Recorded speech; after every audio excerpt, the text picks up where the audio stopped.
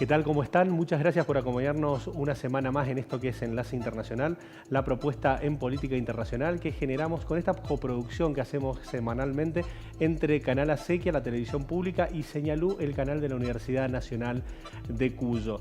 Mi nombre es Augusto Grilly Fox y junto a mi compañera Laura Prudencio vamos a estar esta hora llevándote nuevamente la coyuntura en materia internacional y metiéndonos en un conflicto de lleno. Por supuesto, no abandonamos lo que está sucediendo en la Franja de Gaza y esta guerra entre Israel y Hamás, por eso va a ser uno de los temas principales de este programa, pero te presentamos todos los temas en este tape.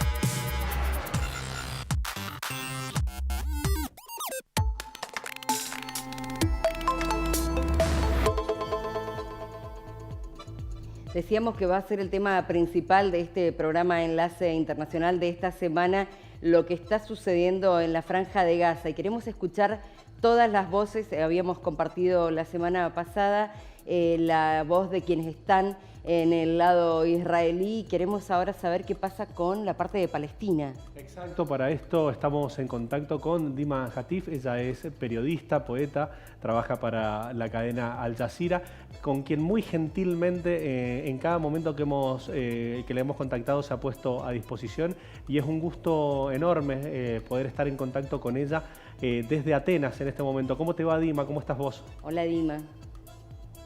Hola, un gusto estar con ustedes otra vez. Saludos a toda la Argentina. Muchísimas gracias, Dima. Primero, contarnos brevemente de cuál es tu historia, o sea, cuál es tu vinculación, tu relación hacia Palestina. Mi historia es quizás el comienzo de la historia de la Palestina y de lo que está sucediendo hoy. Yo soy refugiada palestina, nacida en Siria. Somos el único pueblo que nace refugiado, porque somos hijos de refugiados. Mi padre fue expulsado de su casa en lo que es ahora Israel, que es la Palestina histórica, 1948, cuando hubo la Nakba. Y fueron sacados de sus casas, caminaron hasta la frontera con el Líbano, y al día siguiente, cuando quisieron volver, se les dijo que ya no es su país, que ya se llama Israel y ellos no pueden volver a entrar. Mi abuela esperó hasta el último día de su vida para poder volver, esperando la noticia de volver. Y claro, murió antes de volver y me pidió volver caminando, a pie, como a ella la sacaron caminando. De hecho, estaba embarazada con 9 meses. Y de tanto caminar, dio a luz en la frontera. Mi tía nació el día que se fundó el Estado de Israel, 15 de mayo de 1948, imagínense. Y pues entonces, regresando a la historia de hoy, la historia de hoy es esa misma historia. Fuimos 700.000 palestinos expulsados en 1948. Hoy somos 7 millones de refugiados palestinos que no podemos volver, que seguimos siendo refugiados. Yo sigo teniendo mi documento de viaje de refugiada palestina, sin nacionalidad, apátrida básicamente, porque no puedo entrar a Israel. Como los 7 millones no podemos entrar. Y la gente que está en Gaza, parte de ellos, gran parte, son justamente de esos refugiados que fueron expulsados de sus casas y fueron atrapados en Gaza hasta el día de hoy. Y cuando cruzaron la frontera hace ahora 10 días, estaban volviendo a la tierra de sus padres y sus abuelos.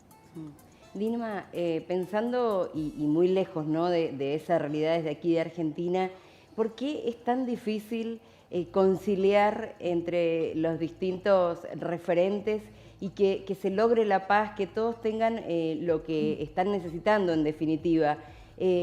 Tantos años de muerte y de violencia, que no pueda llegar a un final? Porque para tener paz necesitamos que todas las partes involucradas quieran esta paz. Y para que tengamos paz, tenemos que pasar primero por la libertad de todos los involucrados en esta paz. No se puede lograr la paz sin lograr la libertad del pueblo palestino.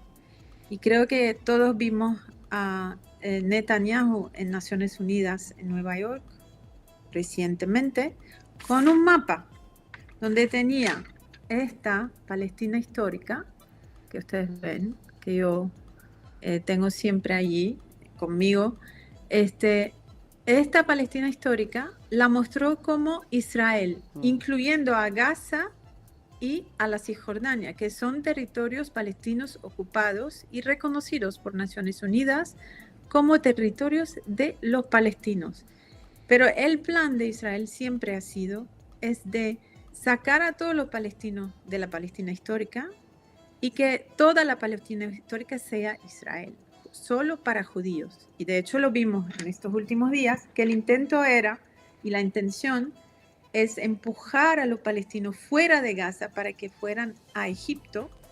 Y lo vemos en los discursos de muchos políticos israelíes que dicen que no existe un pueblo palestino, que los palestinos serán jordanos, serán egipcios, serán otra cosa, pero palestinos no. Entonces, para que haya paz, hay que tener una voluntad de ambas partes. Palestina aceptó todas las condiciones de los acuerdos de Oslo. No tiene moneda suya, no tiene fronteras suyas, no tiene ejército. Bajó las armas, que era en aquel entonces era Fatah y era la Organización de la Liberación de Palestina. No tiene aeropuerto, no tiene control de nada, no tiene agua, no tiene electricidad, no controla nada.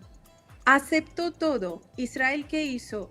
Seguir con los asentamientos, seguir matando a los palestinos, seguir sacando casas, quitándole casas a los palestinos, seguir bombardeando, seguir matando todos los días. Hay 500 checkpoints en la Cisjordania. Entonces, yo creo que está muy claro que hay una parte que sí quiere la paz y la otra no. Y de hecho, yo creo en la solución de un solo Estado y no de dos. Dima, en relación a los hechos de público conocimiento que se produjeron mediante los ataques de Hamas el sábado de la semana pasada, queríamos saber cuál es principalmente tu sensación y tu punto de vista en relación a cómo se desarrolló todo después a partir de los distintos movimientos que se dieron mediante los ataques de Hamas. Bueno, jamás se ha vivido algo así en mi vida, al menos. Ustedes al comienzo de este programa dijeron la guerra entre Israel y Hamas. Yo tengo que primero distinguir entre la definición de una guerra y lo que está pasando en este momento. Una guerra, por definición, es una guerra entre dos ejércitos. Esta no es una guerra, porque aquí no tenemos dos ejércitos. Y a mí no me parece que lo que está pasando es Israel contra Hamas. Es Israel contra Palestina, porque fíjense, ¿quiénes son los asesinados, las víctimas de todos los días? Ustedes, ¿qué ven en las imágenes todos los días? Estos niños son combatientes de Hamas. Además, después de 11 días de bombardeos, que estamos viendo las imágenes, que destruyeron 11.000 edificios, hay 92.000 palestinos que ya no tienen casa, no podrán volver a su casa después de estos acontecimientos. Estamos viendo que Hamas sigue mandando misiles hacia Israel. Entonces, a mí no me parece que sea una guerra entre Israel y Hamas. A mí me parece que es la misma intención de Israel de quitar esta tierra del pueblo palestino. Y con respecto... ahora, claro, sí. No, digo con respecto justamente a Hamas, que es quien inicia el ataque en esta oportunidad, más allá de que hay enfrentamientos permanentemente. ¿Hay acompañamiento, sobre todo en la franja de Gaza, de la población? en este tipo de ataque? Porque, bueno, en definitiva, como lo estás contando vos, los más afectados son los civiles, son los niños, que es el porcentaje más grande de la población. Es gente indefensa, que no tiene nada que ver con la violencia. Es que también tengo un problema con la palabra inicia. A mí no me parece que la resistencia palestina inició nada. Los territorios palestinos de Gaza y de la Cisjordania son territorios ocupados militarmente y por derecho internacional, y eso lo pueden conseguir en la ley internacional. Sí. El pueblo que está bajo ocupación militar tiene el derecho a defenderse. Además, el ocupador, es decir, la fuerza ocupadora, no tiene el derecho de defenderse del pueblo que ocupa. Está todo muy mal hecho, o sea, cómo se presentan las cosas, como si Hamás fuese el agresor. No. A ver, o sea, pongamos de lado la definición de lo que hizo Hamás en cuanto a crímenes de guerra, de todo lo que pasó, que lo vimos, ¿no? Estos 2 días que vivieron los israelíes con este ataque de Hamás es la vida de los palestinos durante 75 años. Pero la noticia solo se hace noticia cuando los israelíes están asesinados, cuando mueren más palestinos que los israelíes, cuando los niños palestinos están en las cárceles palestinas. Hay cuánta gente en las cárceles palestinas, en las cárceles israelíes. ¿Cuántos palestinos están sin juicio durante años en cárceles israelíes? Para mí también son rehenes, son prisioneros de guerra. Entonces, esto que pasó es un día común y corriente de la vida de los palestinos durante 75 años, pero el mundo se fija y comienza a hablar del tema solo cuando mueren los israelíes, porque está el mundo normalizando la muerte de los palestinos. Por lo menos desde este programa no la normalizamos, por eso queríamos tener también tu voz y escuchar en primera persona cómo lo estás viviendo y cuál es la situación. Lo que pasa es que nos horroriza, del lado que sea, que mueran inocentes, y es lo que está pasando en este enfrentamiento. Vimos lo que pasó ese sábado con los jóvenes que estaban en esa fiesta, y vimos los niños cuando atacaron la escuela de la ONU o cuando atacaron el hospital en la Franja de Gaza. Realmente es una cosa horrorosa ver eso, por eso quizás desde tan lejos es difícil entenderlo. No estoy para nada, no estaba hablando de ustedes porque ustedes siempre me llaman y yo sé que ustedes están siempre tomando las voces palestinas, pero estoy hablando del mundo entero, de los políticos, de las Naciones Unidas, de los medios occidentales y además esta fiesta que me mencionas ahora. ¿A quién se le ocurre hacer una fiesta así a 5 kilómetros de Gaza, donde vive la gente en una prisión abierta? ¿A quién se le ocurre? La gente a 5 kilómetros no puede salir de allá. No puede entrar nadie, no puede salir, no tienen electricidad sino pocas horas al día. O sea, Dima, no tengo palabras. Es una... Dime. Te quería preguntar en relación a lo que es propiamente el conflicto que se ha desarrollado, la forma en la que se ha potenciado. ¿Vos creés que pueda llegar a existir una potencial regionalización, teniendo en cuenta que también ya Hezbollah hoy por hoy se lo puede interpretar como un actor más también de esta compleja situación que se está dando? Es posible, lamentablemente lo digo, es posible. Ahora veamos la situación en la región. Yo aquí estoy en Atenas.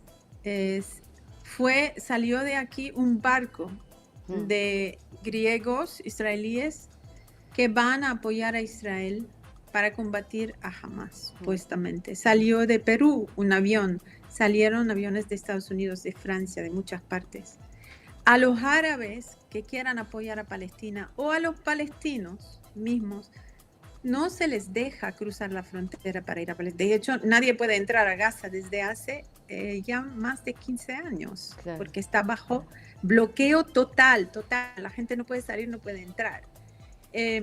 Las fronteras de Egipto, de Jordania, de Siria, del Líbano no están abiertas. La gente no puede cruzar para apoyar a los palestinos. ¿No se ha cumplido con eso, Dima?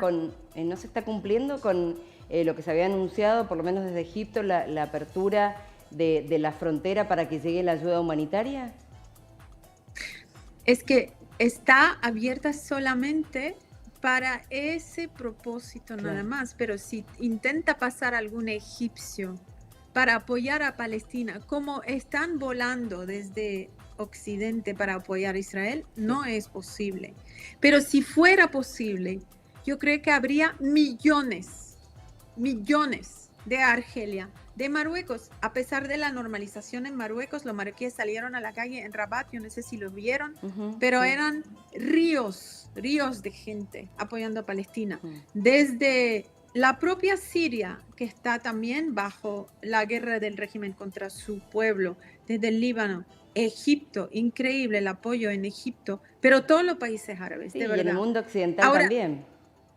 Y desde el mundo occidental. Ahora, ¿qué pasa? Que estos países árabes que tienen ejércitos, pero usan estos ejércitos para más bien reprimir a sus pueblos cuando salen en revueltas, como lo vimos en las revueltas árabes. Se usaron los ejércitos para reprimir a la gente. No se usan para apoyar a los palestinos. Claro. Entonces, una guerra regional, ¿qué va a ser? Porque la mayoría, como dicen ustedes en Latinoamérica, son pitiyanquis. Los regímenes árabes son pitiyanquis, o sea, tienen bases gringas y no van a hacer nada en contra de la voluntad de los Estados Unidos. Aunque sí vemos voces ahora criticando lo que está pasando, pero es solo palabra, o sea, ¿a dónde van a ir con las palabras? Sí. Entonces, una guerra regional, ¿qué va a ser? Va a ser con Hezbollah, y eso quiere decir Irán. Eso sería gravísimo. Más terrible aún, sí. Eso sería gravísimo, y de hecho Irán anunció que estaría dispuesta, que tiene 1 millón de combatientes, que todo esto. Y esto sería, por supuesto, terrible para toda la región, y no creo que sea, o sea, no es la vía. Yo espero que lo que está pasando pueda quizás avanzar la causa palestina en algún momento, a pesar de todas las pérdidas, para que los palestinos puedan hablar de sus derechos de verdad sobre la mesa. Con esta, llamemos esto lo que llamemos, pero es un poder militar que tiene Hamas en este momento, que nunca ha tenido antes. Ocupar asentamientos enteros dentro de Israel, nunca ha habido eso, nunca he visto eso antes, desde la guerra del 1973, cuando eran ejércitos de Egipto y de Siria, que entraron en guerra contra Israel para liberar parte de los territorios ocupados por Israel de Egipto y de Siria. Entonces, yo no sé, estoy pensando, vamos a ver escenarios, de verdad acaban con Hamas, como dicen, pero no es solamente Hamas, hay yihad. Mientras no tengamos solución para los palestinos, habrá un nuevo Hamas. Con el tiempo. Dima, te agradecemos muchísimo este contacto. Siempre destacamos tu predisposición y la máxima y absoluta solidaridad.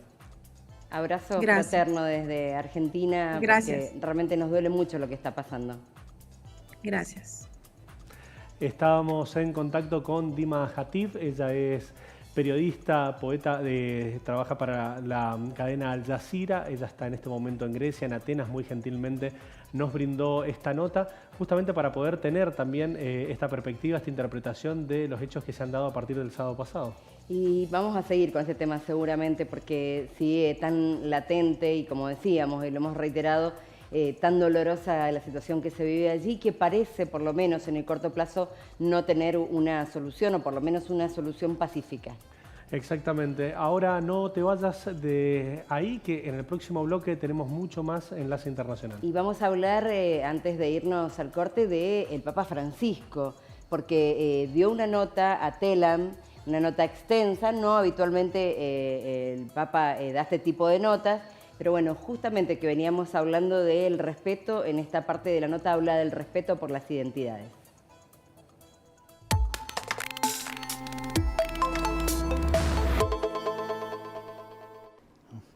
La conciencia de identidad creo que es muy importante para un diálogo.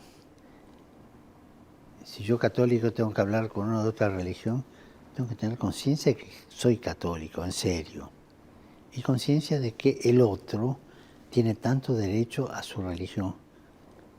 Pero si no tengo conciencia de mi propia identidad, no puedo dialogar. Porque voy a reírme de todo, a vender todo, a disimular todo. Y no tengo consistencia, sería un poco durito de afuera, pero sin consistencia verdadera.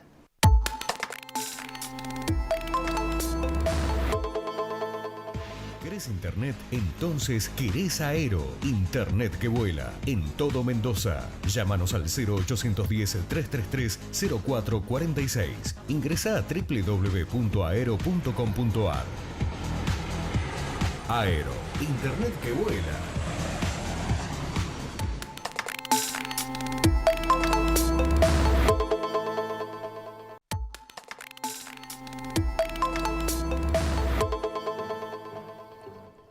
Nuevo bloque en Enlace Internacional y vamos a viajar a Venezuela.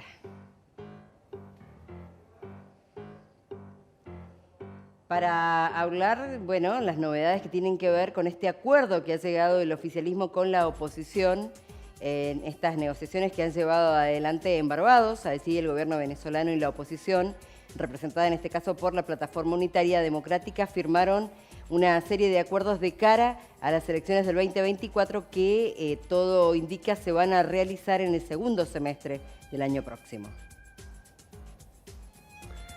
En cuanto a la forma que evolucionan estas negociaciones, se ha dado una observación, se plantea que se genere una observación internacional de los comicios, una definición de un cronograma electoral equitativo, actualización del registro electoral de residentes en el exterior, que referencia al 25% de la población. Y junto con la firma de los acuerdos que se llevaron adelante, como decíamos, en Barbados, Estados Unidos anunció el levantamiento temporal, y esto es temporal porque es si se cumple con lo acordado con la oposición, de las sanciones que pesan sobre el petróleo, el gas y el oro venezolano, algo bueno que es muy bien visto por el gobierno de Maduro en la necesidad de poder negociar con otros países con estos elementos que son propios de Venezuela. Para interpretar un poco más de lleno de qué se tratan estas negociaciones y por qué avanzan en este momento, nos ponemos en contacto como todas las semanas con Ana Vanessa Cárdenas, politóloga internacionalista, que desde Santiago nos ayuda a comprender este proceso. ¿Cómo te va, Ana Vanessa? ¿Cómo estás? Hola, Ana Vanessa. ¿Qué tal? Muy buen día para ustedes y para todo el auditorio. Muchas gracias.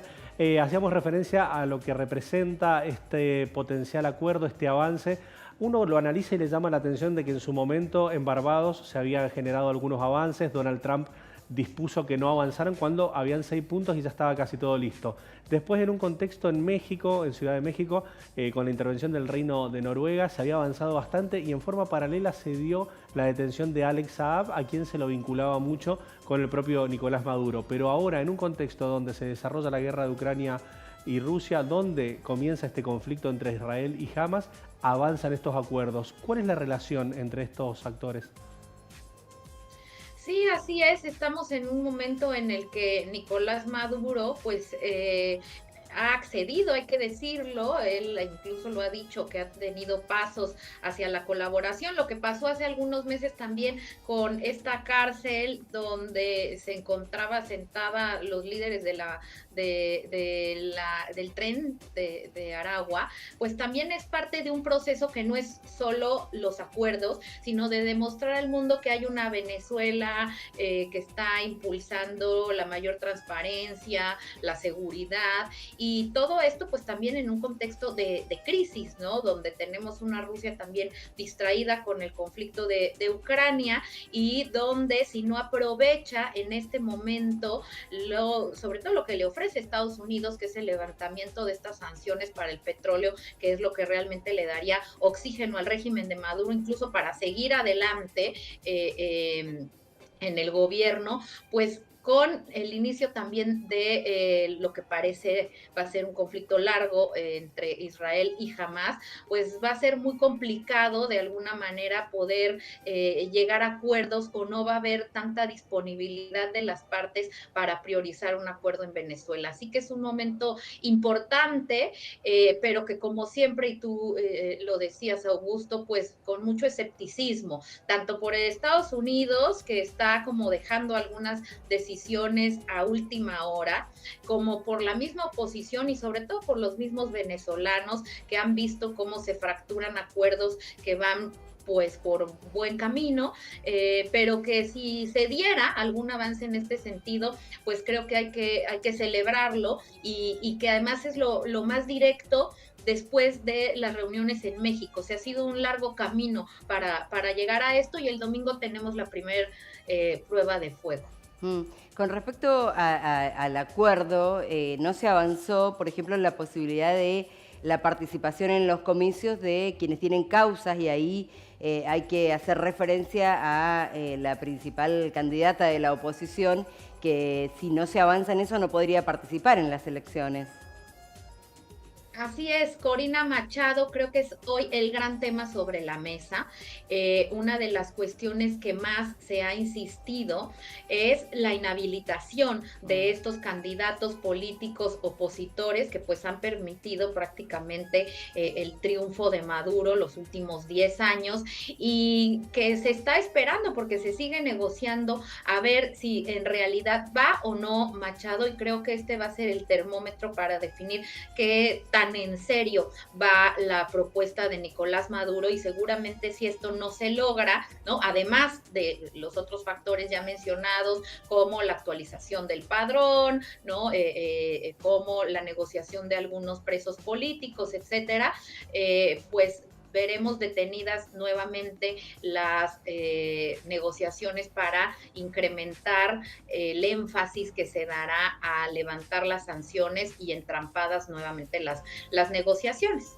Vanessa, viendo estrictamente cuáles son las sanciones que se levantan, le repercute en lo económico a Venezuela. Vemos que se levantan sanciones para poder liquidar fondos en materia de gas, de oro, de petróleo. ¿Estas medidas van a ser inmediatas a la economía de Venezuela? Mira, yo creo que para que se traduzca directamente en los bolsillos de los venezolanos, pues tendría que pasar mucho tiempo, porque el daño económico que tiene el país es irreversible. Lo que sí es que para el régimen, evidentemente, habría poco a poco pues una entrada de mayores insumos, porque también podrá incluso iniciar operaciones nuevamente con Estados Unidos, que recordemos que eso fue lo que mantuvo los programas sociales de Hugo Chávez. Pero bueno, es una buena noticia para Maduro, pero tampoco es tan buena para los ciudadanos, porque todas estas medidas ni garantizan la democracia para el país. Es un paso, sí, en caso de que se llevaran a cabo, pero en términos económicos faltaría todavía mucho para que la población resintiera un cambio.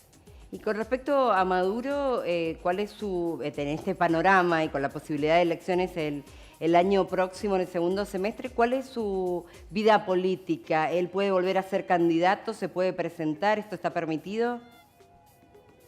Sí, desde luego, porque Venezuela tiene la reelección indefinida, ¿no? Es por eso que ha estado tantos años en el poder. Claro. Y porque además tiene el control para cambiar por decreto o vía la asamblea cualquier disposición que fuera en sentido contrario. Claro. Así que claro que se podría postular. Tenemos también ahí al hijo de Chávez, ¿no? Y a varios candidatos opositores, pero bueno, los más importantes inhabilitados, ¿no? Prisioneros. Así que, bueno, creo que va a ser muy, muy complicada. La verdad es que desde el análisis se antoja pues casi imposible si Maduro quiere reelegirse, ¿no? O incluso nombrar algún delfín, ¿no? Lo cual no lo creo. Si es que inhabilita la oposición, si es que, pues, más bien, quita la inhabilitación de la oposición y va a las elecciones con algunos de estos candidatos, pues prácticamente sería un suicidio político, y no creo que hoy el gobierno esté aún dispuesto a hacer una transición democrática. Vanessa, te agradecemos muchísimo el contacto, como todas las semanas, y la semana que viene nos encontramos de nuevo.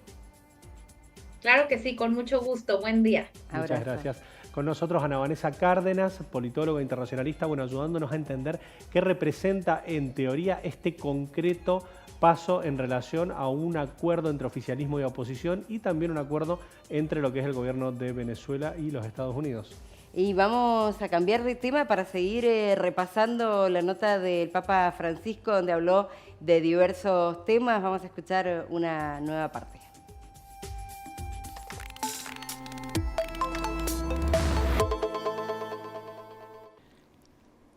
Es decir, que uno no puede lograr una seguridad parcial de un país, sino es una seguridad íntegra de todos. Uno no puede hablar de una seguridad social si no hay una seguridad universal, es decir, o que se esté universalizando, ¿no? Creo que el diálogo no puede ser nunca nacionalista solo. El diálogo es universal. Hoy día, más que nunca, con toda la facilidad de comunicación que hay y todo, ¿no? Por eso yo hablo de diálogo universal, de armonía universal, de encuentro universal. Claro, contra esto ciertamente el enemigo es la guerra. O sea, desde que terminó la Guerra Mundial hasta ahora, hubo guerras en todos lados. Desde la Segunda Guerra Mundial hasta ahora hubo guerra en todos lados. Fue lo que me llevó a decir que estamos viviendo una guerra mundial a pedacitos, ¿no?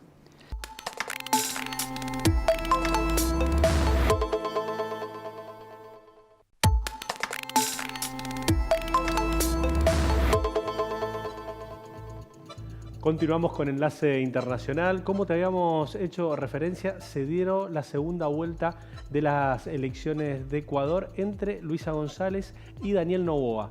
Ecuador tiene nuevo presidente. Daniel Noboa, justamente por una pequeña diferencia, no fue muy abrumadora. De hecho, hubo un desarrollo bastante parejo entre ambos candidatos, pero para esto te vamos a desarrollar una nota presentándote previamente estas placas. Lo que se sabe, Daniel Noboa, un joven de 35 años, cuando sumaba a tener 36, por un corto plazo, recordemos, para terminar el mandato de Lasso, es el nuevo presidente electo de ese país, se impuso frente a la correísta, como bien decías, Luisa González en el balotaje, logró obtener el 51,8% de los votos en una elección que obtuvo una participación alta del 82% del padrón electoral, y esto es algo bueno, muy importante teniendo en cuenta todo lo que había pasado en el proceso previo a las elecciones, donde se habían desatado muchos hechos de violencia. Exacto, de hecho en este contexto donde Gabriel Boric en su momento fue novedad, noticia en Chile por su joven edad, ahora vemos el caso de Noboa, que con 35 años se convertirá en el presidente más joven de la historia del Ecuador.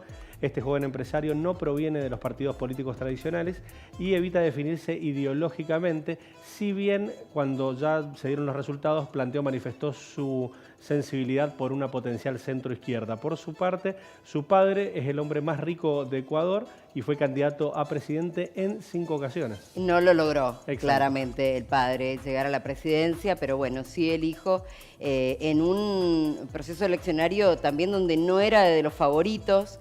Hubo en el medio la muerte de Villavicencio y fue en el primer debate presidencial televisado donde fue la figura más importante después de ese debate, y eso le valió, bueno, subir en la preferencia de los ecuatorianos y finalmente quedarse con la presidencia. Lo que decíamos, el mandato va a durar solo 16 meses, hasta mayo del 2025, va a completar el periodo de Guillermo Lasso luego del decreto de muerte cruzada, que en definitiva es este adelantamiento de las elecciones. En sus primeras declaraciones como presidente electo, Noboa prometió combatir la corrupción, la violencia y el odio.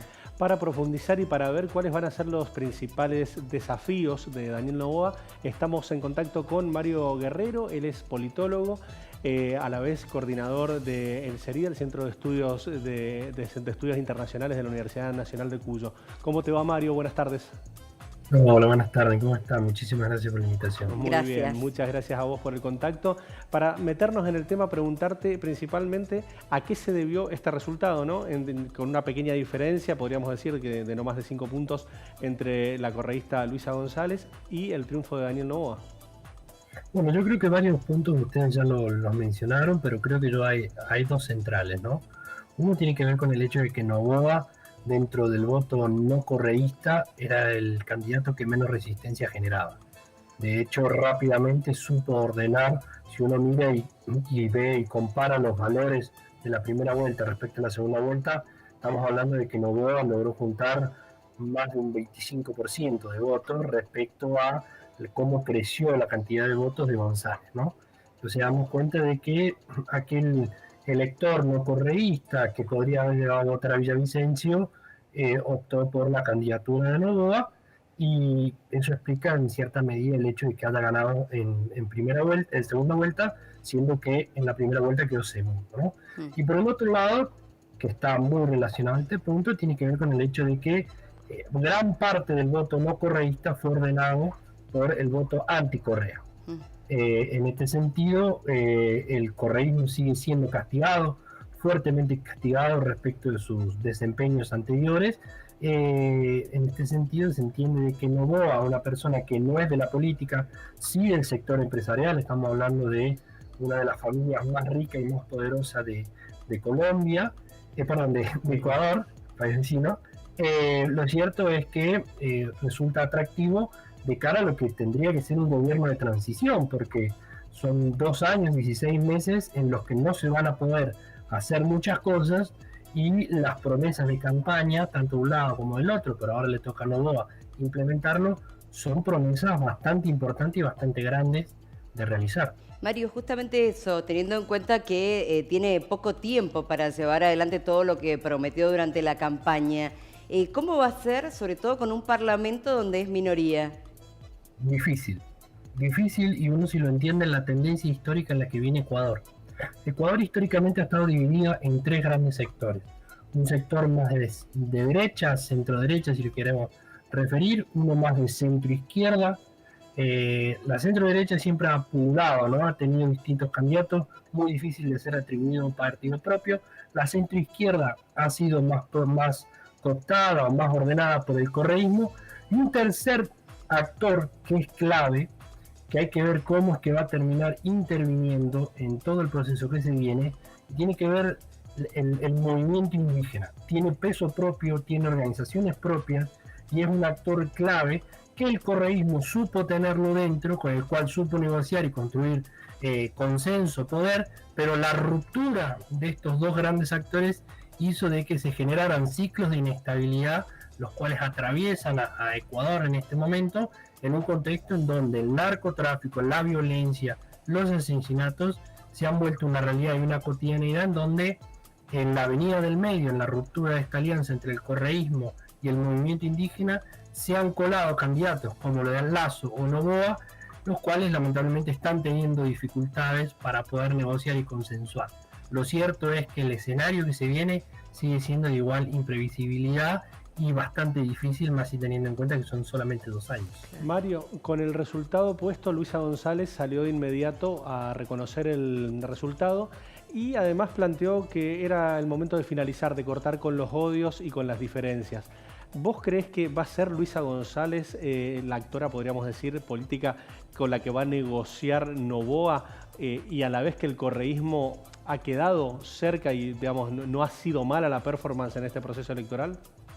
Debería ser. Debería ser en un contexto en donde se está comenzando a ver el hecho de que es factible asesinar candidatos. Era una realidad que en Ecuador no estaba presente. Estamos hablando de que el alcalde más votado, el alcalde más popular de todo Ecuador y un presidenciable fueron asesinados en este proceso electoral. Una realidad que Ecuador no la conocía. Era más propio de su vecino Colombia que de Ecuador.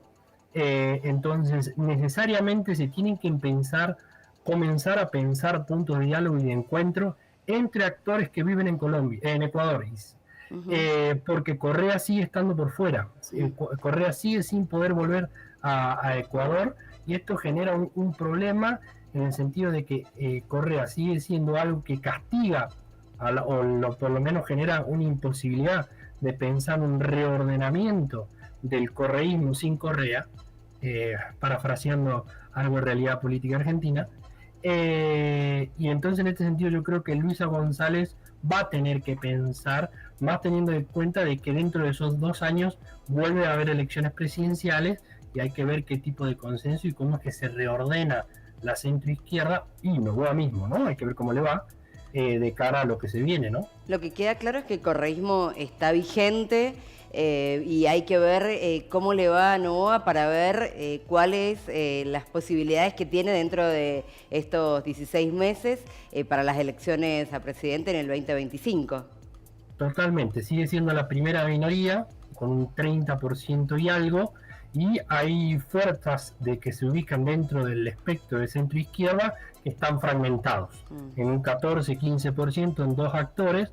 Hay que ver cómo es que se vuelve a reordenar todo ese espacio y si el correísmo es factible y capaz de volver a incluir a estos actores que son importantísimos y sin los cuales no se puede entender la política ecuatoriana, que es todo el movimiento indígena, el cual se ha roto y se ha separado desde hace muchos años del correísmo y ha generado estos ciclos de inestabilidad en donde es bastante complicado construir consenso en un contexto de alta fragmentación partidaria.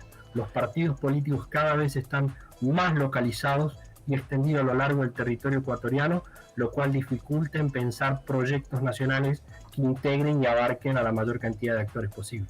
Mario, muchas gracias. No, por favor, siempre a disposición. Un gusto. Bien, para darle continuidad a lo que ha sido el planteo que se ha generado sobre el análisis de esta guerra que se da entre Hamas e Israel, nos parece interesante e importante plantear un análisis de lleno en relación a cuál es el impacto ambiental y cuáles son las condiciones ambientales en las que se encuentra dicho conflicto. Para esto nos visita una vez más un amigo de la casa, Manuel Verdaguer, licenciado en Gestión Ambiental. ¿Cómo te va, Manuel? ¿Cómo estás vos? Hola, Manuel. Hola, gusto. ¿Qué tal? ¿Qué tal, Laura? ¿Cómo va? Muy bien.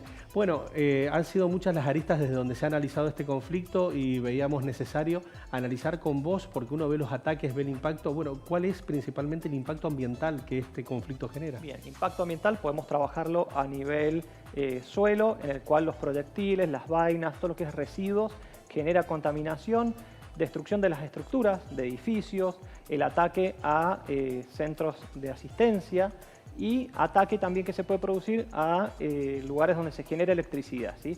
Cortando el abastecimiento de agua, electricidad, suministro de combustibles fósiles, pueden generar un caos y además con todas las personas que terminan muriendo en este estado bélico, sucede que se generan focos infecciosos, hay desabastecimiento de alimentos. Entonces a nivel suelo tenemos una contaminación puntual respecto a lo que es todos los residuos que genera, ese residuo peligroso que puede generar el arma y en contaminación de suelo. A lo que es aéreo es un impacto que también empieza a generar una sensación ambiental, un problema ambiental global, porque la atmósfera va a moverse a través de todos sus vientos, ¿sí? Calentamiento en atmósfera, contaminación con gases precursores de efecto invernadero. Entonces esas estructuras que se ven deterioradas ahí no se van a poder reemplazar, sino que esas ciudades se van a instalar en otros lugares, quedando una gran cantidad de pasivos ambientales, con también la dependencia de qué tipo de detonación hubo, porque eso puede generar problemas que la flora se deteriora y que la fauna no vuelva al mismo lugar, que se desplace. Entonces no son problemas puntuales, sino que estaríamos ya en un segmento más global. Es importante pensar en el después, pero en el ahora hay una realidad terrible en ese lugar que tiene que ver con la falta del agua potable. La gente está tomando lo poco que tiene cerca y dicen que es agua contaminada. ¿Esto también cómo puede afectar en el corto plazo? Todo en lo que es corto plazo, respecto a lo que es la limitancia en el agua, te genera vandalismo de poder adquirir el elemento vital para vivir. Nuestro cuerpo tiene un alto porcentaje de agua y requerimos de una cantidad mínima de litros para poder vivir. Y además ese trasfondo que tiene esto ya trasciende la parte ambiental, porque lo que se apunta es un deterioro mental y dejar a la persona en situaciones primitivas.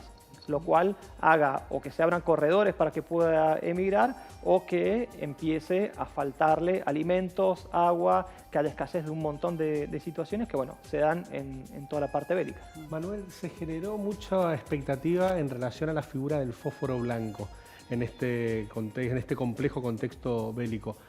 ¿Qué es el fósforo blanco? ¿Ha sido utilizado, se ha certificado? ¿Qué nos podés comentar sobre eso? Bien, en lo que es fósforo blanco, podemos hablar de lo que es el componente fósforo, que data de hace años atrás.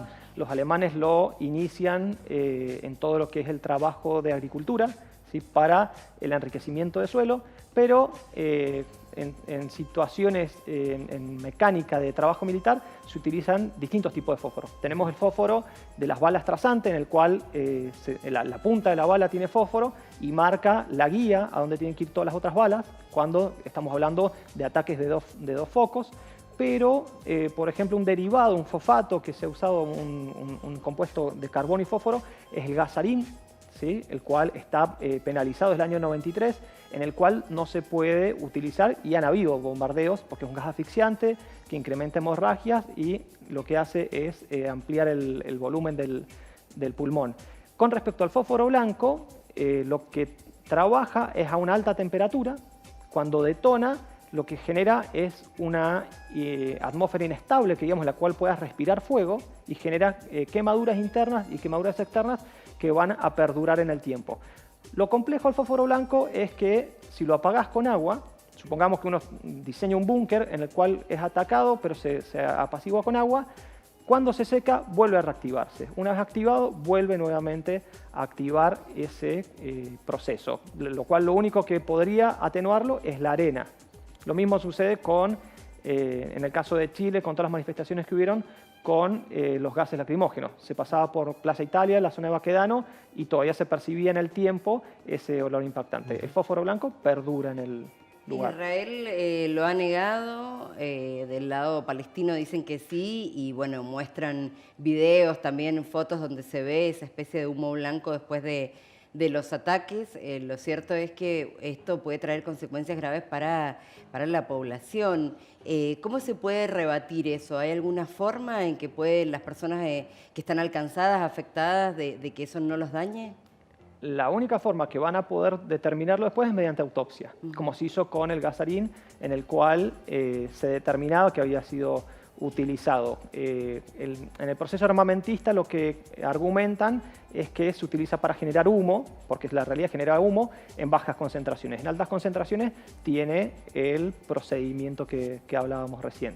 Bien. Para cerrar, preguntarte en relación a los distintos daños que se generan, ¿cuáles son los plazos para poder prever una estabilización o una reconstrucción ambiental de estas circunstancias? Ahí va a depender netamente de lo económico del país, ¿sí? Bien. Porque hay procesos que van a ser irreversibles, hay que ver dónde van a encauzar todos esos escombros, y si existiese la posibilidad de reutilizarlos, de reciclarlos, humanamente a nadie le gustaría tener escombros de una guerra en una rehabilitación de un espacio cultural, de una casa o de alguna vivienda, hablando del reciclado del concreto, para utilizarlo como concreto pobre para fundaciones u otro procedimiento. Bien. Manuel, muchas gracias. De nada, que anden muy bien. Muchísimas gracias por acompañarnos una semana más en esto que es Enlace Internacional, desde Canal Acequia, desde Señal U, también desde Construir TV y Canal 3 de San Martín, Canal Sama de San Juan. Nos encontramos la semana que viene. Chao, hasta la semana próxima.